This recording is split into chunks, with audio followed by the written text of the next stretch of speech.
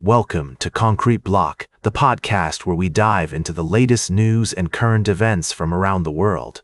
I'm your host, Walter. Today, we're starting with a story from South America, where former Suriname President Chandrikaprasad Santokhi has passed away at the age of 67.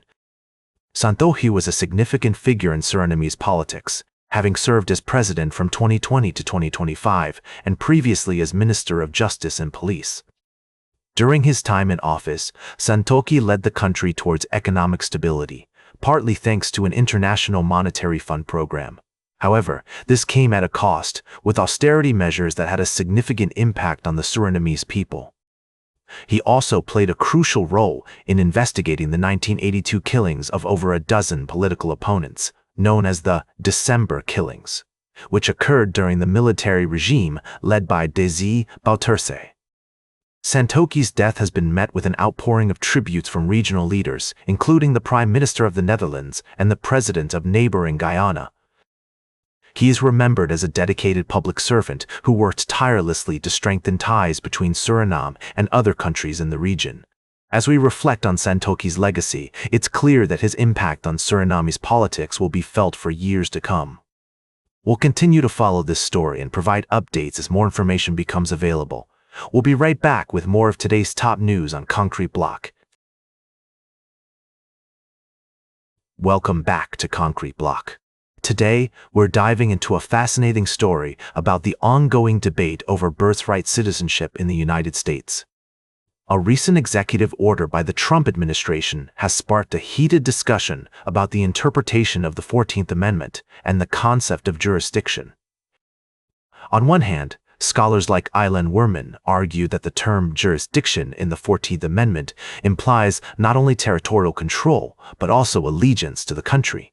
This perspective suggests that children born to undocumented immigrants may not be automatically entitled to citizenship. Werman's argument is based on an alternative history of English common law, which he claims was rejected by the American Revolution. On the other hand, experts like Richard Epstein and John Eastman propose that the 14th Amendment has been misinterpreted and that the concept of domicile is essential in determining citizenship. They argue that only children born to parents who are under the complete jurisdiction of the United States, meaning they have mutual consent and allegiance, can be considered citizens. The Trump administration's brief relies on these arguments, claiming that the entire country has gotten the citizenship clause wrong for 150 years. However, critics like Professor Sugarman argue that these interpretations are flawed and that the concept of originalism should not be used to undo the principles of the 14th Amendment. As we explore this complex issue, it's essential to consider the potential implications of such a significant shift in interpretation. Would it create a nation of inherited status, where one's place in society depends on their parents' background rather than their own abilities? Or would it be a necessary correction to ensure that citizenship is granted only to those who meet specific criteria? The Supreme Court will ultimately decide the fate of birthright citizenship, and their ruling will have far-reaching consequences. As we wait for the court's decision, it's crucial to engage in a nuanced discussion about the meaning of citizenship and the principles that underpin our democracy. Welcome back to Concrete Block. As we wrap up today's show, we're taking a look at the impact of the ongoing conflict in the Middle East on a rather unexpected field, archaeology.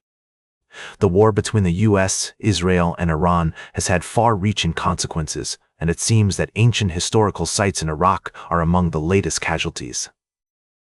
According to reports, around 60 international archaeological teams have been forced to evacuate their digs in Iraq due to the escalating violence. This includes a team from Germany's Ludwig Maximilians University, which was excavating the ancient site of Shurapak, also known as Tel Farah. The team, led by Dr. Adelheid Otto, had only just begun their work when they were told to leave due to safety concerns. Dr. Otto expressed her frustration at being forced to abandon their project, saying that it's like a musician being unable to play their instrument. Her team had made some significant discoveries, including ancient cuneiform tablets, but they were unable to fully document and preserve them before leaving. The conflict has also affected the training of Iraqi archaeologists, who rely on international teams to bring in expertise and new technologies. The head of Iraq State Board of Antiquities and Heritage, Ali Obeid Shalgam, emphasized the importance of foreign teams in protecting and conserving the country's rich cultural heritage. Another team from the University of Chicago was also forced to evacuate their site at Nippur, which dates back over 6,000 years. Professor Augusta McMahon, who led the team, expressed her disappointment and frustration at having to leave, citing the pressure from multiple directions to abandon their work. The war has also had a ripple effect on the archaeological community, with the cancellation of a major conference that was set to take place in Iraq. The Rencontre Assyriologique Internationale (ARAI) conference was supposed to be held in Baghdad, but it has been cancelled due to the ongoing conflict.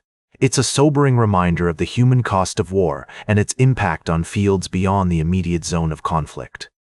As we close out today's show, we're left wondering what other unintended consequences this conflict may have and how they will affect the people and communities involved. That's all for today's Concrete Block. Remember to like, share, and subscribe, and until next time, stay informed.